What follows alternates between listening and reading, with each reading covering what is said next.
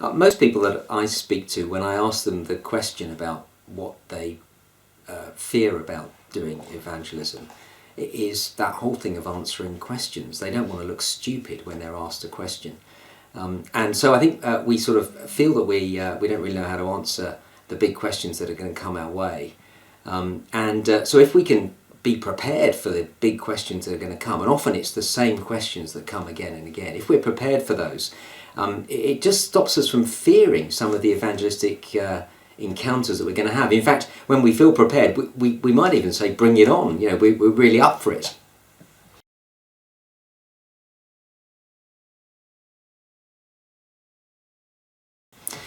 I think one of the great problems with evangelism is that often we end up talking about things that aren't really central. The person of the Lord Jesus is right at the heart of what Christianity is about. We could say Christianity is Christ. We don't really want to talk about church or any of those sorts of things. We want to get right to the heart of who Jesus is and what he came to do and what it means to follow him. One of the other problems, of course, in evangelism is that sometimes we get drawn into a sort of an apologetic discussion which is around science or archaeology or history. And, of course, if we're brilliant in those fields, we're fine. But often we're speaking to people who maybe know more in that area than we do. So we end up talking about things that we don't know very much about anyway. If we can talk about Jesus, we are going right to the heart of what we want to talk about. And let's face it, most Christians do know more about Jesus than most unbelievers, so we're on our own turf.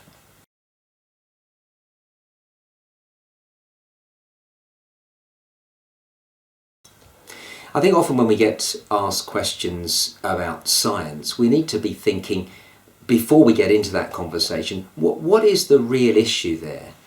So if somebody's asking me a question about does science disprove Christianity, I want to say, well, not at all, because Christianity is about a person and science hasn't disproved the person of Jesus Christ.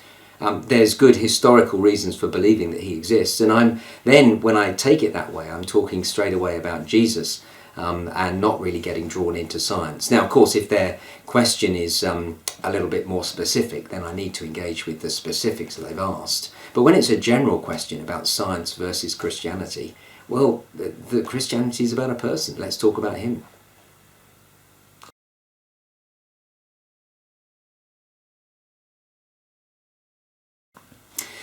Well, I wrote this book because a lot of people find evangelism difficult. I don't meet many people that find it easy. And often the difficulty is trying to know how to answer tough questions that come our way. And behind all that, this fear of not knowing what to say, fear of feeling a bit stupid, fear of losing friends, all those sorts of fears that come up in evangelism.